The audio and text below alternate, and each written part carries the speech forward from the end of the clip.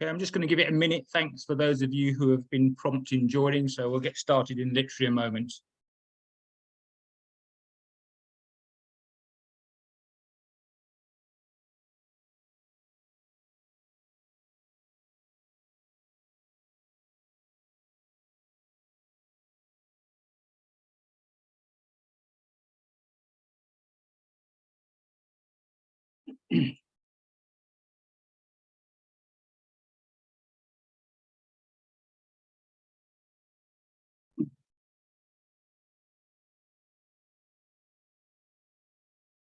Okay, well, I make it about 1 minute past 11, so I'm always keen to start promptly, so I'm going to get started.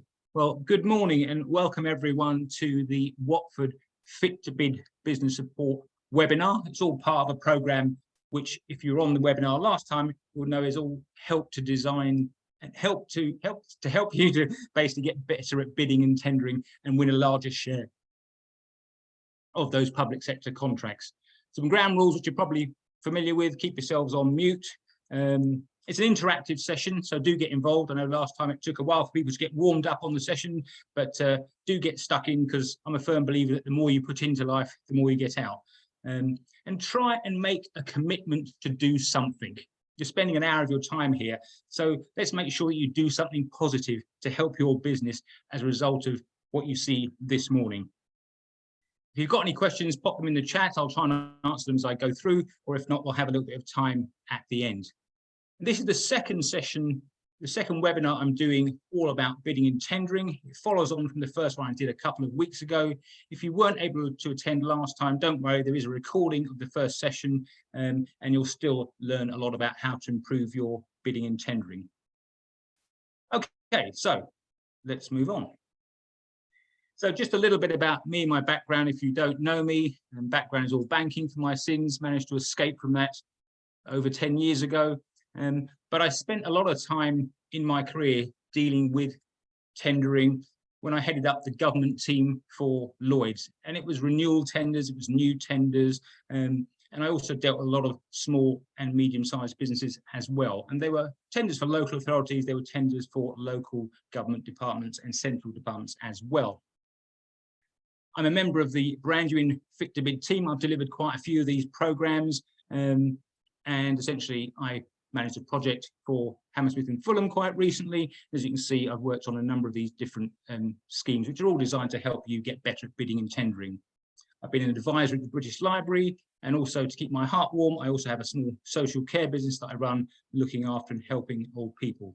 So that's 40 years condensed into a minute, so I'm guessing I must be having fun, because it's flying very quickly. So just a little bit about Brandywin. We're a group of business advisors based in and around London in the southeast, and we work with businesses right from startup through to more experienced ones that are looking to grow both in the UK and overseas. We work with local authorities, we work with chambers of commerce, growth hubs, universities, and we deliver these types of programs to SMEs, whether they might be bidding and tendering, helping you to get better at exporting, peer network groups, and we do it in a consultative way. What we think and believe is unique about us is politically incorrect, but well, certainly I and most of us are of an age where we run our own businesses, and so we've got a bit of technical expertise, but we've also been through the pain that you as SMEs go through in terms of your marketing, your selling and client conversion and all that sort of thing. So we've got practical as well as the technical experience. So generally we can help whatever the challenge in your business. So, like I said a few moments ago, these are interactive workshops. You need to get involved if you can, and they're all based around the principles of best practice in selling. Now, with bidding and tendering, as I said last time, some SMEs think that it's an administrative exercise, you just got to fill out some forms and you win the business. Well, unfortunately, it's not quite that simple. You're always going to be selling yourself, you're going to be selling your business, so we'll talk through that process in more detail as we go through. These are the sort of things we'll be covering. We looked last time at why organisations go to tender, what they look for, getting the basics right. And I started to introduce what I call the golden rules to you, some concepts and some ideas, and looking at what makes up a winning bid. So things like understanding the questions and objectives, making sure we fully answer them, articulating your solutions clearly and the benefits, how you evidence what you're saying, sources of research, how to make sure you understand and know as much as you can about the client, and how to write a clear, bespoke bid response. So a lot of good stuff for you to pick up on in the sessions. So a little bit about the Fit to Bid methodology. I'll talk to you about how to engage with procurement, because when you're dealing with local authorities, when you're dealing with larger tier 1, tier 2 private sector organisations, you will typically be dealing with a procurement department and not necessarily the end user. And there's a slightly different dynamic involved in that. And I touched upon some of that in the first session, so I won't go into it in too much detail now. There's an online bid capability assessment questionnaire. It'll take you literally, I think, less than 10 minutes to complete. And it's a way of us providing a report to you in terms of your readiness to bid and tender, to see where you are in terms of the process, where you perhaps need to upskill yourself. Clearly, we'll help you in terms of bidding skills. I'll talk to you about the tips and techniques and best practice from actual real tenders that we've seen and worked on. And like I said, remember, it's a sales process. It's not an administrative exercise. And then finally, we have these one-to-one tender advice sessions as part of the program, where you can have one-to-one sessions with a specialist like myself who can go through any of your business challenges, both bidding and tendering and wider ones in a little bit more detail. And finally, we're also running these meet the buyer sessions, where you can actually get to meet the key people either within the council or within private sector organisations you're looking to target. So there's a lot of support there. Previous webinars are recorded and they're loaded up on our YouTube channel. I think there's been a slight delay in uploading the one from a couple of weeks ago, but it's going to be done in the next few days. If you're desperate to see one in the next day or so, just send me a text, send me a message, and I'll give you a link to a recording of previous webinars I've done on the same subject with other councils, and they're very similar. But it should be up on the system, as I say, within a few days. So, how can the programme help you? Well, there is a lot of support available under the programme. We'll look at your bid writing skills, we'll assess where you are in terms of the process, we'll share with you tips, techniques, best practice. As I said, we've got 2 face-to-face meet the buyer events. We had a launch session, which I know some of you came to a couple of months ago. It was really well attended, key people from the council, because sometimes it's quite difficult to get hold of them if you're not in a room with them. You've got these 2 confidential one-to-one advice sessions. I'll talk to you a bit more about that. We'll help you to get to a point where you can submit an expression of interest. If that's a term, if you're not familiar with, it's basically demonstrating to the council or to the tier 1 organisation that you're interested in bidding for a bit of business, basically. We'll support you through the writing and bidding process, and we'll also help you develop what's called a tender business model canvas. I'm not sure how many of you are familiar with the business model canvas, but it's a way of assessing your business on one page, looking at all the internal and external influences and the financial impact. We'll help you develop a value proposition, and we'll engage with you throughout the programme. It's not a case of we have a one-to-one and then literally we see you on the next one. We'll give you feedback as we go through the process. So make the most of it. There's a lot of support available through the council for you to improve. Okay, so I'm just going to run through a very quick reminder of part 1 as a refresher for people who attended last time. And if you weren't here, just to give you a bit of background as to what we talked about. We looked at why organisations go to tender and touched upon things like enabling the client to get a fair and objective comparison, minimise their supplier selection risk, because by going out to the market, they're hopefully going to get all possible suppliers applying, and they do it on a level playing field. I've touched upon needing to achieve a sustainably competitive price. And what I mean by that is not the cheapest price, but a competitive price. So you need to know your market, you need to know your competitors' market, and you need to demonstrate value for money. They'll be looking for efficiencies, preferably the sort of efficiencies that can be measured. How are you going to save them time? How are you going to improve a process? How are you going to cut costs? Those sort of things.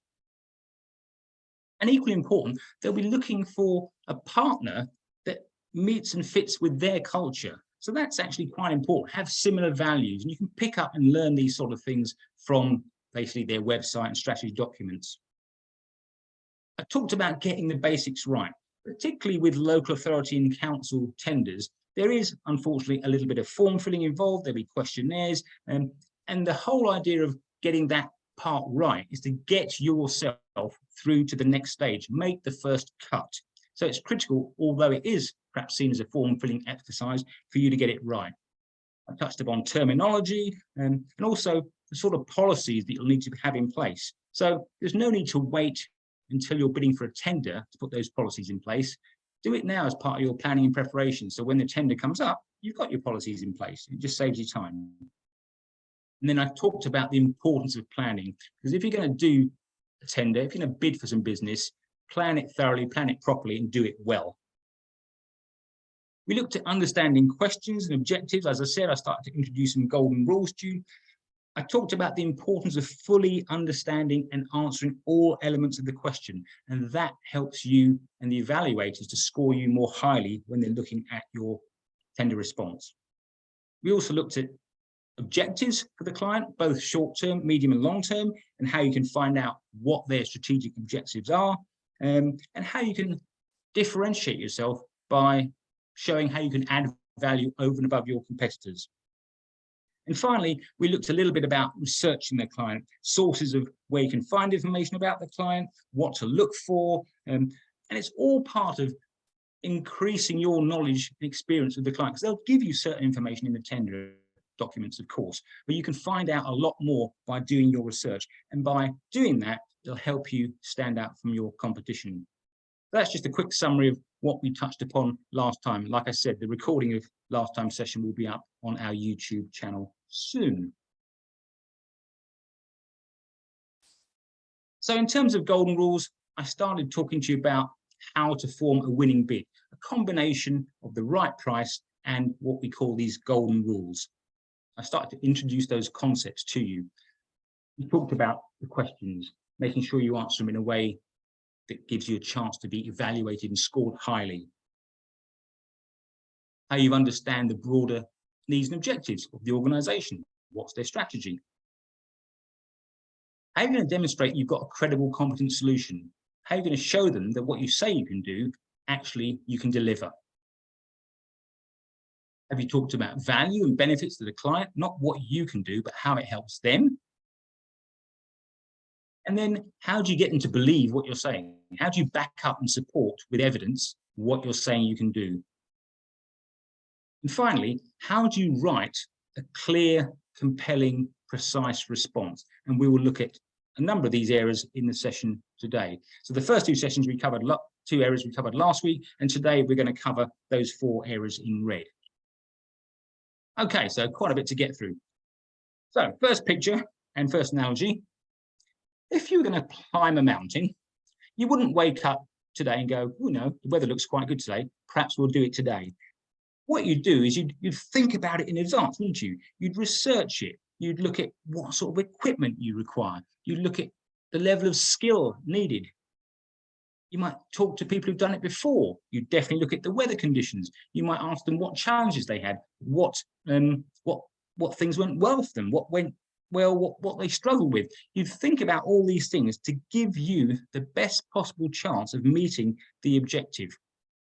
And the point I'm making there is it's important for you to do that research and planning, and also to be able to enable you to explain that to the client, demonstrating the thought process that you've gone through. So that's what the analogy is there with the mountain, in case you're wondering. And what we need to do is we need to then use that to help answer the overarching question of how.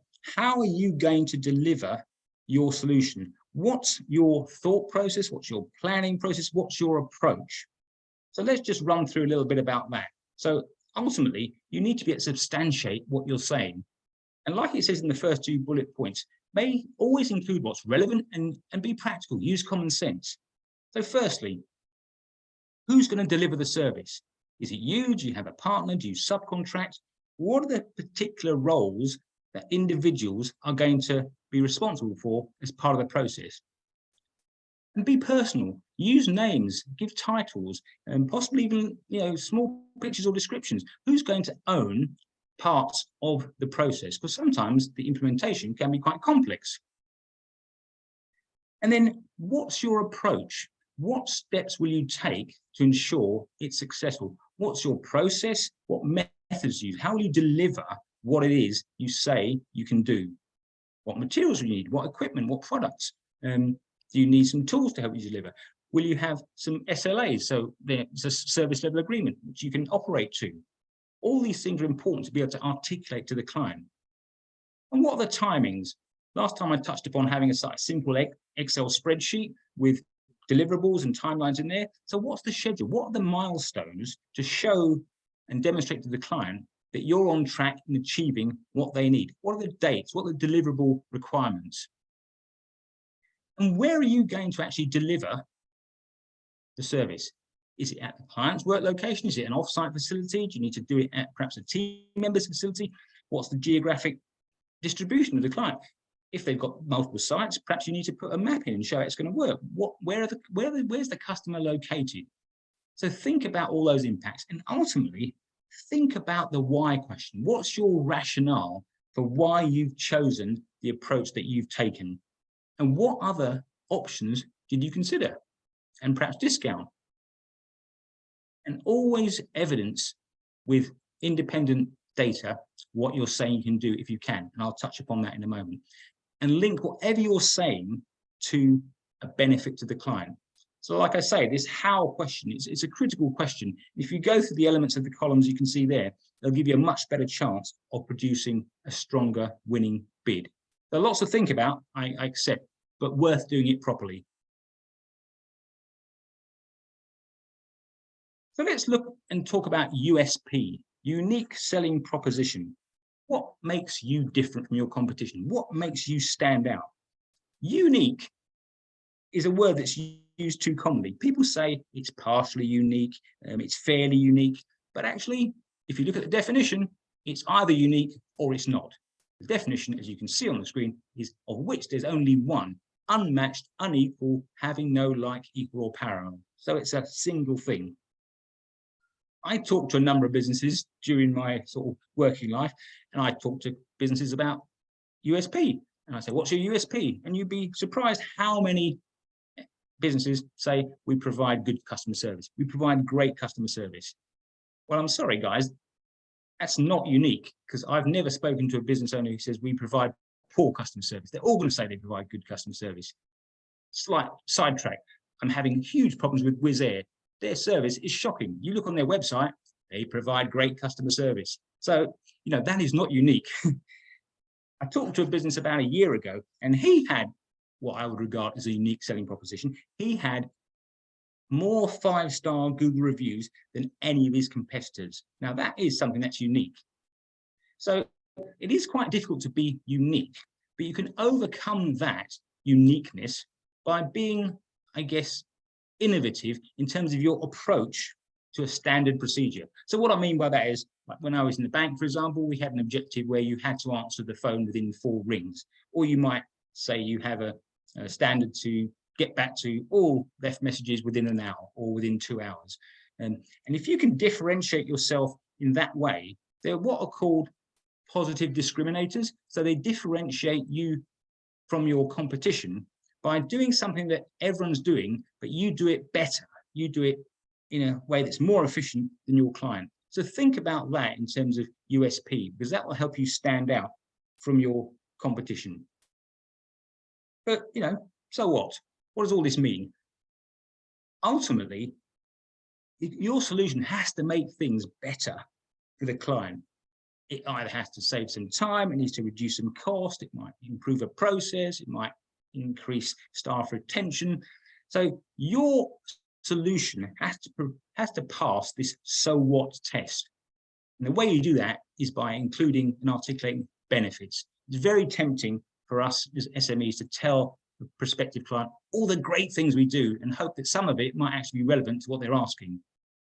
But it's much better to try and look at it from the client perspective and see what value you can add.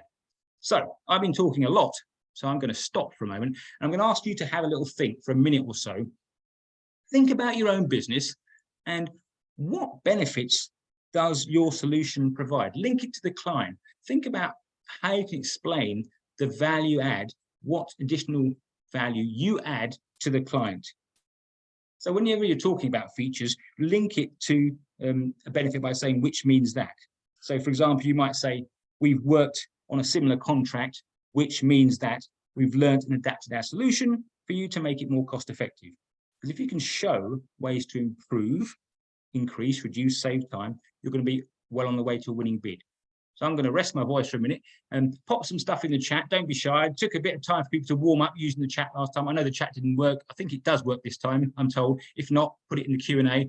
But just think about your own business for a minute and what benefits does your offer, does your solution provide to the client? So I'll give you a minute to put something in there. Don't be shy about going first. Someone's got to go first.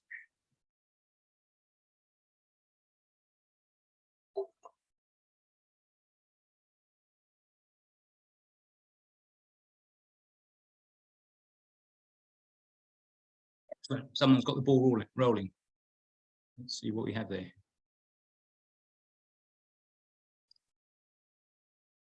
Yeah, thanks, Claire. So automation can free up time to conduct tasks which are important to the client. Yeah, so that's a benefit to the client. It saves time.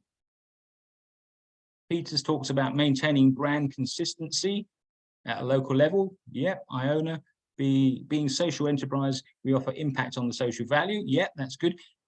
And think about, from the client perspective, what that means. So, for example, being a social enterprise, we offer impact on the social value. Great, which means that you don't have to do that now, Iona, but think about it in that sort of context. What value does that add to the client? Which means that we offer local employment opportunities, which means that we work with underprivileged employees or people within the borough, which means that we work with underprivileged children who we can help, that sort of thing. So always think about that, which means that. Anyone else? I'll give it another 30 seconds. Thanks for those of you who popped something in there already. You know, from our perspective in Branduin, I said at the outset, we as advisors all run our own business. So I'd say, you know, we understand business because we've run our own business, which means that we can actually relate to the challenges that you're facing with your sales or your conversion rates or whatever it might be. So think about it in that sort of context. Anyone else for one more before I move on? Okay, well, thanks for your input on that. That's good. And if you can show additionally, before we move on, how you can measure those benefits and that added value, that makes your solution so much more powerful because it demonstrates that you can add tangible value. So think about what the benefit is for the client, and then if you can demonstrate a way of measuring it, it's even more strong. That will definitely stand you out from your competition. So let's just look at some of the primary benefits typical of most businesses. You might be able to save some management time. Great. Aren't we all busy as managers? Even if you're a one-man band, every manager's up against time, up against the clock. So if you can save time, that's a benefit. Cost, always a challenge. Risk, yeah, we want to reduce risk. Can you improve staff morale? Can you grow turnover? I won't read through the whole list, but as you can see, there are a number of benefits. Can you help reduce the environmental impact? That's obviously a very key issue and has been for a number of years now. So if your solution shows how you can help with that, reduce plastic consumption, you reduce wastage, that's going to be a primary benefit. Can you reduce staff turnover so that you improve retention of good quality staff, improve their quality and levels of the offer overall? These are examples of primary benefits of most businesses to a client. And like I said, try to attach something to it. Try to attach a method for measuring, because if you can quantify the benefit, that will give a much, much greater perception of value. So I know it's difficult, but if you've worked, for example, on other projects that are similar and you've added some value or you've reduced cost and you can measure it and you've got a number, put that in. It will really, really make a big difference. So to recap, we've understood the requirements, we've read the questions properly, we've started to do our research, we've spoken to the client, we've started to explain how we'll meet their needs and explain the benefit. And that's all great. But how do you make your story more believable? How do you get them to believe what you're saying is actually true? We can all say great stuff, but how do you back it up? And quite simply, it's all about evidence, and that's the next golden rule. People buy what they believe. So it's even like in a courtroom, for example, you've got the two opposite sides presenting their case, but they're doing it with the benefit of evidence. And if you can provide strong evidence, then it'll make your argument much, much stronger and much more believable. So next thing I want you to think about is, everyone loves a good story, right? So think about, what's your story? And what I mean by that is, if asked, what would your clients say about you? So think about that for 30 seconds. If you want to put something in the chat, you can do. If I went to talk to some of your clients and I said, what do you think about Iona's business, for example? What would they say about you and your business? And more importantly, worth thinking about, what would you actually want them to say? That's a key thing. What would you want them to say as opposed to what they are saying? Hopefully they're both the same thing. But if they're not, what would you want them to say about your business? And, it might be worth asking some of your clients these questions occasionally. When you're talking to your clients after you finish something, when you talk to them about referring and introducing you to additional clients, ask them, what would you say about our business if you were introducing us to another client? And think about that. Maybe we haven't got time to do it now, but think about that in your own time, because it's quite a powerful bit of information to have. So, second exercise for you to think about, all around the evidence, how do you make what you say more believable? What can you include in your bid response to strengthen your case? How do you back up your words to make them more believable?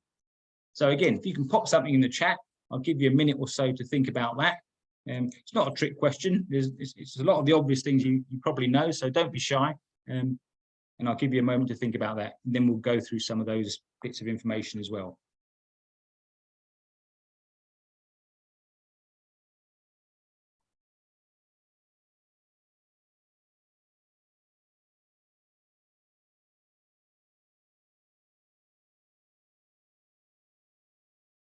Okay, that's great. Someone's got the ball rolling. Yeah, thanks, Iona. Yeah, case studies, testimonials, absolutely, for sure, definitely.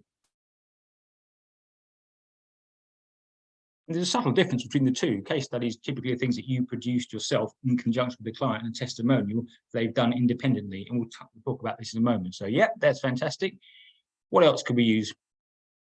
Yeah, Peter, yeah, metrics. And what do you mean by that in a bit more detail? Just expand on that a little bit if you can.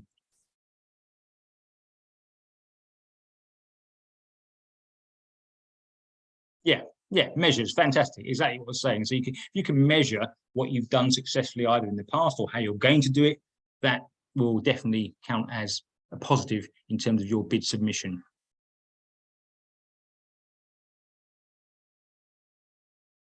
Yeah, that's bang on, Claire. Yeah, giving evidence from other projects. Yeah, that's perfect. Yeah, so another project this type, clients have saved X number of pounds or X amount of time per event performed. That's perfect. That's exactly the sort of things you want. So if you can demonstrate that in pounds, then that's going to count strongly in your favour.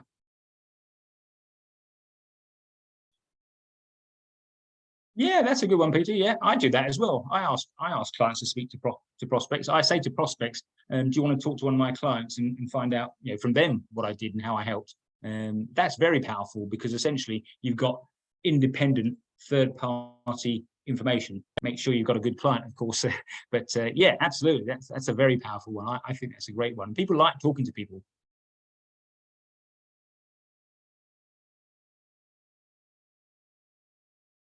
Okay, no, that's all good stuff. Thanks for your input on that. So let's move on and look at evidence in a bit more detail and the types of different evidence that there is, because there's a lot of it out there. And firstly, you've got what's called objective or independent evidence. And this is the strongest form of evidence. So you may have accreditations, you might have quality ISO 9001 standard, for example.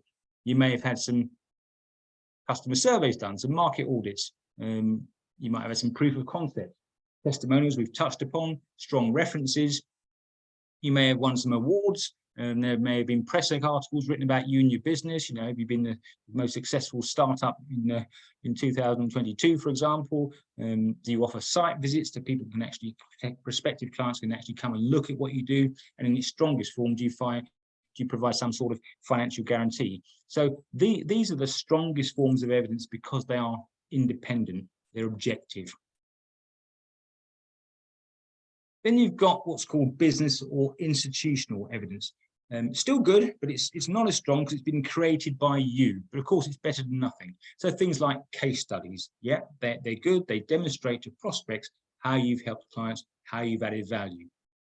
You may have some operating procedures that you work to. You may have proper qualified project management methodology that you employ within your business, because managing the implementation of some of these larger contracts is managing a project. So if you can demonstrate that you use Prince 2, for example, which is an accredited project management methodology, and you've got people who are familiar with that, then the client will have confidence that you can actually manage the project efficiently and effectively and actually deliver. Then you've got company evidence. And this is basically the sort of trust me statements, because you've produced this yourself. Like you said earlier, Peter, you've got metrics, you've got data, you've got some results. You may have given your opinion on certain things happening in your market. You've got your own marketing material, for example.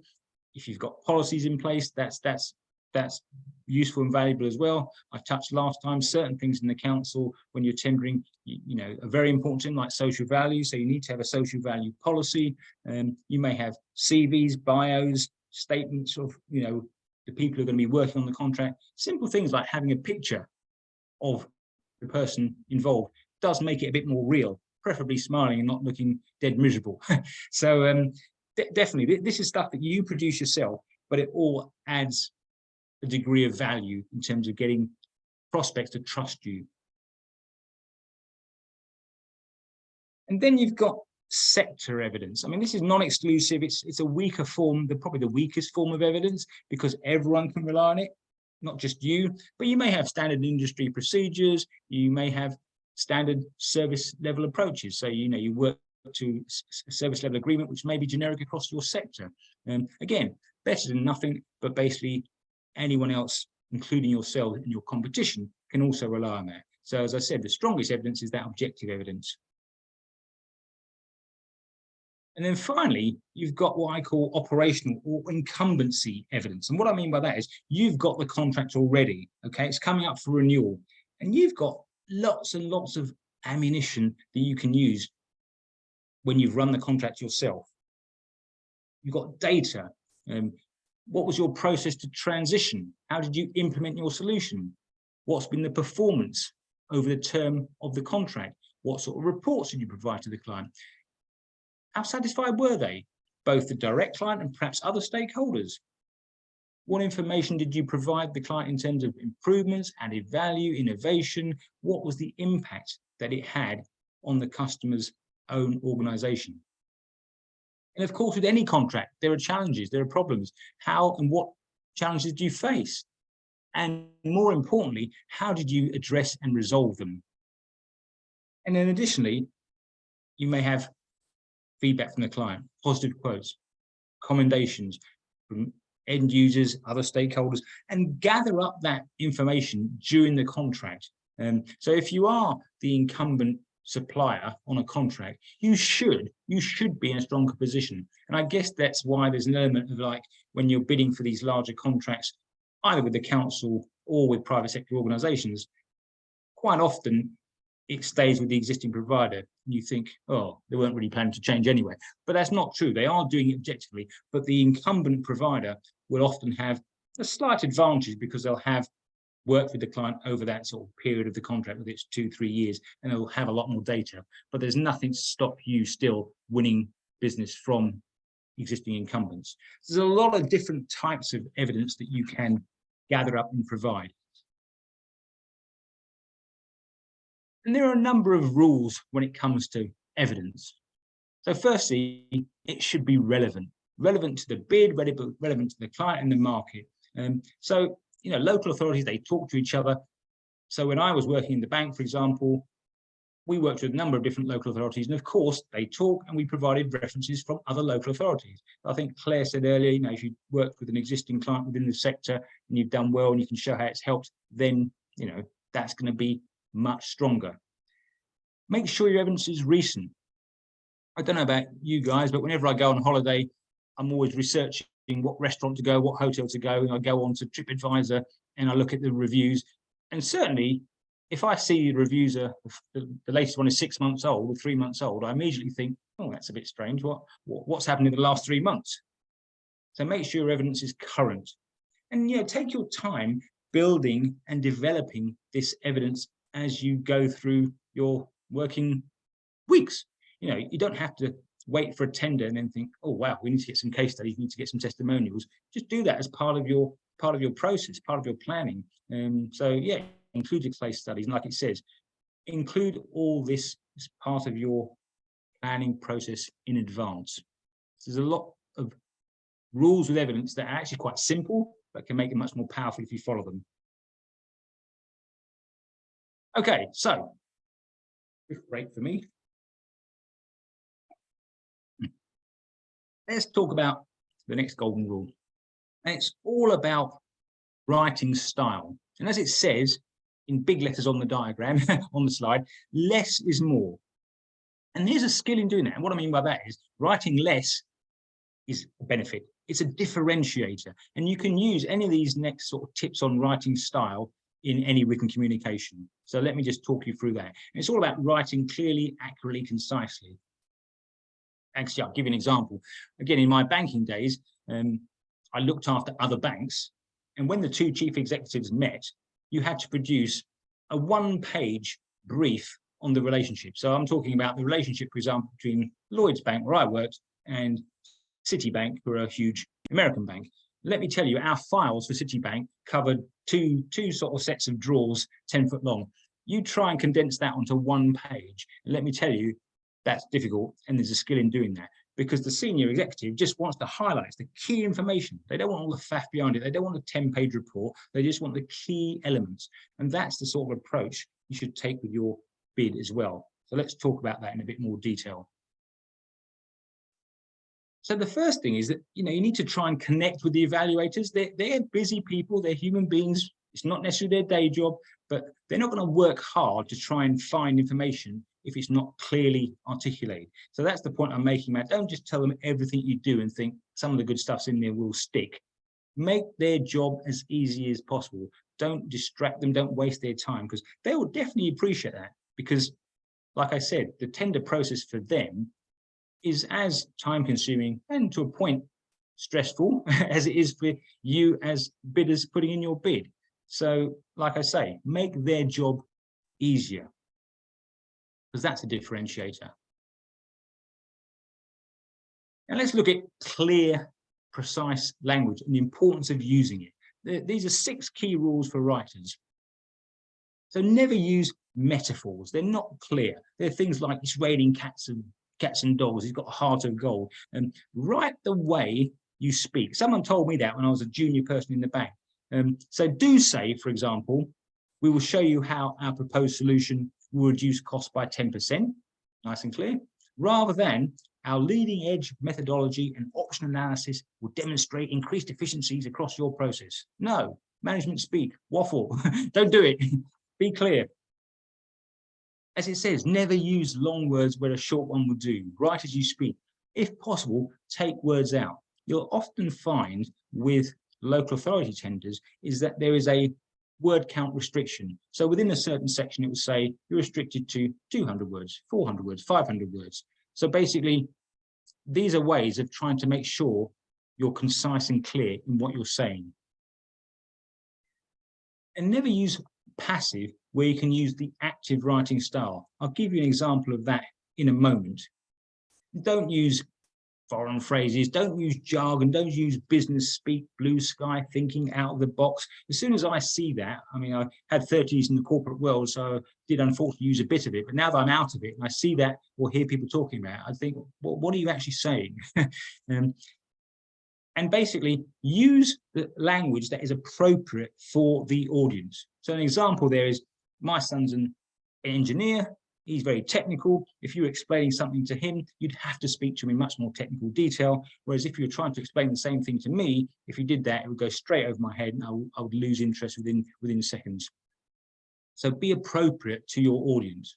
And the final one is break any of those above 5 rules rather than just saying something that's outright irrelevant. And what I mean by that is don't just put in information into your bid that you think, well, that might be quite useful. It's quite a good thing that we do if it's not relevant to the bid. So I talked about active and passive writing style, and generally, never use passive when you can use an active writing style for a couple of reasons. So passive might be Oliver Twist was written by Charles Dickens. Active is Charles Dickens wrote Oliver Twist. Two things, it's clearer. Secondly, it uses less words. So, try and always use the active where you can. But like all these things, there's always an exception to the rules. I just want to give you one. So passive in this case is the opera singer was heckled by an onlooker in the crowd, whereas active is an onlooker in the crowd heckled the opera singer. The reason passive is acceptable there is because the opera singer is the main focus of the sentence in that case. There's always an exception to the rule. Avoid using jargon. Avoid using hyperboles, not hyperboles, as it sounds. And they're exaggerated statements like, I'm so hungry I could eat a horse. I'll literally die if you don't stop using hyperboles incorrectly. And they're not helpful. Write in clear English. And don't use random capitals. It distracts. It looks like you're shouting. So don't put capitals in when you're writing. Be positive in the way you articulate things. So rather than saying things like, we would, we can, we could, we propose to, be positive and say, we will. It's much stronger. It's much more powerful. It's much more assertive. The other common mistake that people use is avoid using the plural when you're referring to companies and organizations. So, for example, we should say Branduin is running this workshop as opposed to Branduin are running this workshop. Right, so there's a number of different tips there in terms of how to try and write clearly and precisely without using too many words. So let's have a little go at an exercise, or at least have a think about a little exercise. So have a quick read of that. And what I want you to do is, you don't have to rewrite it now, as that probably will take a while, but just have a think about what words are unnecessary in that. Because the idea is that we want to try and reduce that wording in the box right down from what's currently 61 words to less than half. And it is very possible. So I'll just give you a moment to think about what are the words that are padding it out as opposed to words that are critical to the statement. And then we'll go through it. But just a few minutes, just a second or a few seconds to think about that.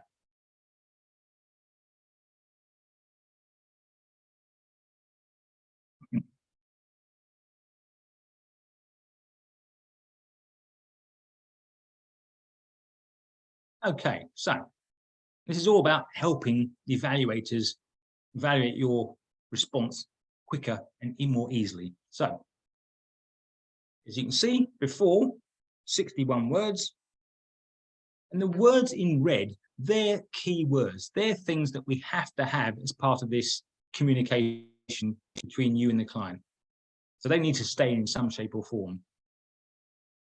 And basically, if you rewrite it, you don't have to read it all now, but you can have a look at the slides after.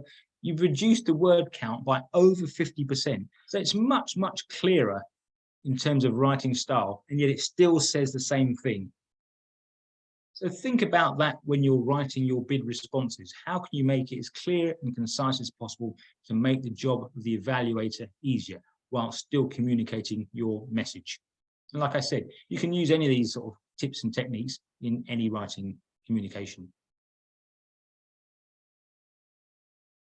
So here are a few more examples. I won't go through them all, but you can use these examples or tips when you have a restricted word count, you need to reduce words. So, for example, on a regular basis, the longer versions on the left are the versions that are wordy, of course, and the shorter versions on the right. This is not rocket science. On a regular basis, regularly, if at all possible, if possible, has an ability to, can, you get the picture. I don't have to read them all out to you. But you can see, you can cut down what is often 4 or 5 words to 1 or 2 without changing the meaning whatsoever. Here are a few more examples. The red words are superfluous, are not necessary, as an added bonus. Well, bonus is something that's added, isn't it? After careful scrutiny, well, the definition of scrutiny is to carefully look at something. We will entirely eliminate. Well, eliminate means to get rid of something completely, entirely. This is the one I like. It's mostly foreign imports. Well, any imports foreign. So show me an import that isn't foreign. So you get the picture basically. It will grow in size. All these things are superfluous words that are not necessary. So there are quite quick and easy ways of reducing and articulating things much more clearly. So like I say, use fewer words because the evaluators will appreciate. And if you can use this writing style to write more accurately, positively, leanly, clearly, the reader will appreciate it. And it is a potential differentiator between you and your competition regarding your bid submissions. So do think about it, do have a little practice, have a little think about how you can write. Maybe you do write clearly, and that certainly there's a lot of wordy communication out there. And if you can slim yours down, you'll be in a much stronger position. Okay, so let me just summarize where we are in terms of the workshops. So if you can basically satisfy and comply with all ITC requirements and instructions, that's a great start. You've answered the questions carefully. You've answered that why you question. You've answered the question of how are you going to stand out? Why should the client choose you over and above the competition? You've focused on the customer. You've used their terminology. You've tried to articulate how it adds value. You've explained your approach, how you're going to deliver, what the steps are going to be, how it's going to be managed. You've clearly explained the benefits, how they'll help, what's the added value. You've got a high quality proposal. It's well written, consistent, it's been reviewed independently, not just for typos and errors, but also just to make sure that it reads correctly and someone else reading it always will have a different perspective. And you've backed it up with evidence. You've structured your answers carefully. You've got independent case studies. You've got testimonials. All this stuff will help. And finally, all those things will make your bid a lot easier to evaluate. And like I said, one of the key things you're trying to do is give yourself a chance to score as highly as possible and also make the evaluator's job to do that easier. So if you can combine all those things together in your proposal, you are going to be well on the way to a winning bid. So, final golden rule. I mean, it may be politically incorrect, but it's winner takes all. It's not the taking part. So if you're going to do and bid for contracts, and it does take time and effort, we know this, then do it well. Bid to win. And by using the tips and techniques you've seen and heard today and in the previous webinar a couple of weeks ago, you're going to be in a much stronger position. Like I said last time, good, strong bids usually win contracts. So give yourself the best possible chance of winning those bids. So let's talk about real business, because ultimately you need to find out where these contracts are. Watford have got some very useful information on their database. Here are just some extracts. The top link is extremely good. If you haven't looked on it and you click on that, it gives you all sorts of information. It gives you details of all their existing contracts. It gives you details of basically the timings, when they're due for renewal, the value, who's managing those projects. So again, worth having a look at. On the first bullet point on this slide here, there's also a list of all the upcoming services that the council will be procuring in the next 12 months. So have a look at that. There is a lot of information out there. Sometimes it's a little bit difficult to find, but that's part of this support program, is to signpost you and your business to make it easier to find the right information. So use those links, have a little look at it. Maybe that's your action to take away as your commitment to yourself to do something after this event. You're going to go and spend 10 minutes looking at this link. So make that effort. And like I said, it actually has, and they give you a pipeline of what business they're planning to procure in the next 12 months.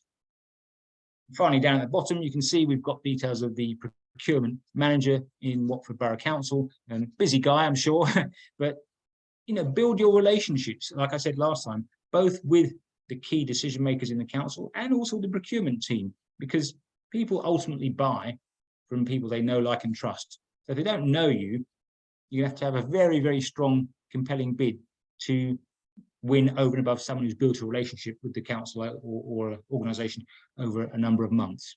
So take the time and effort to build those relationships and do the research.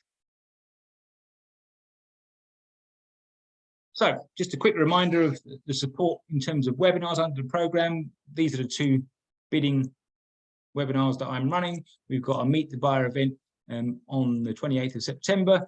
And then we've got a number of broader webinars to help you in terms of sustainability. Circular economy is a key one. It's an approach which basically helps local SMEs tackle and address global challenges. And you might think, well, we're too small, we don't have to get involved in that. But again, if you can put something like that in your tender, how you're reducing waste, how your solution helps in terms of sustainability, how you're better managing resources, that's a good thing. The other thing that I touched upon last time is that basically some smaller businesses think, well, I'm too small. I can do part of the service that needs to be tendered for, but I can't do it all. So consequently, we've got a session on how you can develop key partnerships as well to help you produce stronger responses. And then I also do next year, long time away, a specific webinar on public sector bidding and tendering, because public sector bidding and tendering is slightly different to the private sector. All the webinars are run by specialist experts. They're free, so get yourself booked on them. The link's up at the top. Tracy, did you want to say anything? I'm sorry, I didn't introduce Tracy at the start. Tracy James is the project manager overall for Brandywin for this contract, and Tracy's here with us today. So while I remember, Tracy, forgive me, did you want to sort of say anything or just introduce yourself and say hi? You're still muted. There we go. Can you hear me? Yeah. Yeah, excellent. Yeah, good morning, everybody, and thank you for joining the webinar today. I'm packed with loads of information, which is great as usual. Some of you may have met me at the launch event back on the 8th of June, and I've booked in some one-to-ones with a couple of you. If you haven't heard from me yet, I'm not sure if on the next slide you make my contact details maybe on there. But it'll be good to just drop me a line and we can sort out your book in your one-to-one session, as you've now fully equipped with what you need to do, and we can help kind of hone and sort of focus on sort of some of the more key aspects of your business and get you guys ready for submitting your bids. As Noshir said, we've got a great event coming up on the 28th of September. So it'd be really good to Meet the Buyer event to see you all there. So yeah, any questions, drop me a line. I'm the program manager for this, working in conjunction with Noshir here. So yeah, it's great times ahead for you guys. So really get involved stuck into this program. It's funded, so it's not costing you anything. It's just some of your time. So yeah, that's from me. Great stuff. Thanks, Tracy. Okay, I'll just, that was almost a perfect lead in to the one-to-ones, but just a quick one. There's the link there for the bid capability assessment questionnaire that I mentioned. Do complete it, because it will just give you a picture of where you are in terms of your bidding and tendering experience at the moment and where you need to get more support and improve to give you that better chance of winning larger bids. The one-to-ones Tracy touched upon briefly. Yeah, I would encourage all of you to get booked on. As Tracy said, they're funded by the council, they're confidential, and we talk about obviously how to improve your bidding and tendering skills, but all of us have wider business experience and knowledge, so we can also talk about wider business issues around marketing, sales, client conversion, that sort of thing, but there clearly needs to be a tendering and bidding focus as well. We do follow our own rules, so in terms of evidence, you won't read all of those, but there's just some feedback from some of the SMEs who've had one-to-ones under previous programs. And I think one of the key things they generally say is it's just nice to have someone independent to bounce ideas off, to challenge, to have a different view in terms of an approach you're thinking about taking. Because I don't know about you guys, but certainly for me, when you're running your own business, if you are, as I am, you know, a one-man band, it can be quite lonely, and sometimes you want to have someone to sort of bounce an idea off, or just say, what do you think about that? Or, you know, I thought about doing it this way. They think, have you thought about that? Oh, no, I hadn't. So again, they're quite valuable sessions, and they're funded. You'll typically have one, they're very structured. There'll be some tasks that come out of it, some actions that you need to follow up. And then the idea is we meet again in probably 4 to 6 weeks after to see how you're getting on, what progress you've made, what support you need. And as I said earlier, we'll also signpost you to key people within the council who can help you to, you know, build your relationship, get an understanding of what contracts are coming up that will be relevant for you and your business. So contact Tracy. Or contact me, because for some reason your details aren't there, Tracy. But yeah, feel free to contact me and I'll put you in touch with Tracy. So that's just about it. We're actually a few minutes ahead of time. So that means you haven't asked enough questions. But we have got a few minutes here. So please feel free, if you want to ask any questions, to do that now. If you are able to put some feedback in the chat as to how you found it, that will also be good. And also, if you want to put in one thing that you're going to do as a result of having spent an hour of your valuable time listening to me talk, then that would also be helpful. So I'm going to stay around at least till 12 o'clock. Thank you so much for your attendance. As I said, hope you found it useful. Tracy's right, there's quite a lot of information there, and I recognise you can't do it all at once. But that's why I say at the outset, commit to do one thing that gets you started. And it could be something as simple as I say, looking at the council website. Or it could be, okay, I'll target to get one case study a month, or I'll target to get a Google review, or, you know, I'll have a look at different writing styles. So thank you again. I'll stick around for a bit. Do put some feedback in the chat, good, bad, indifferent. I'm quite broad shouldered, so hopefully you enjoyed it. If you didn't, tell me, I'll try and do something different next time.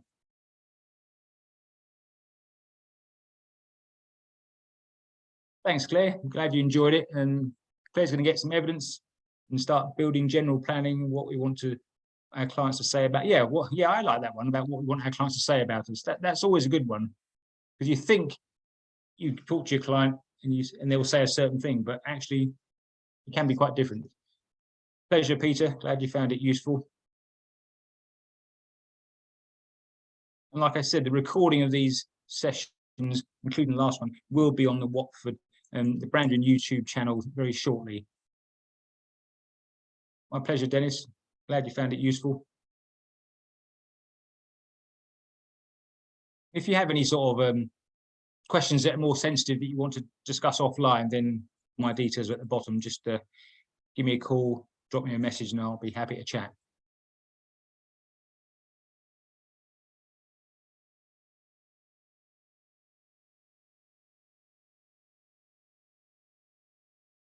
Anyone else committing to do anything?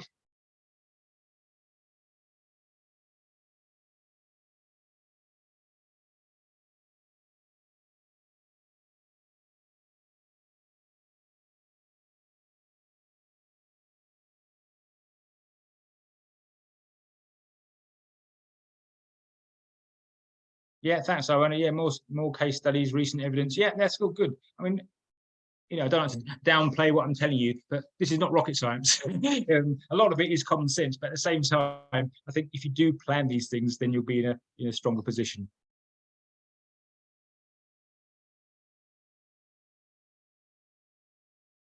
Yeah, pleasure, Iona.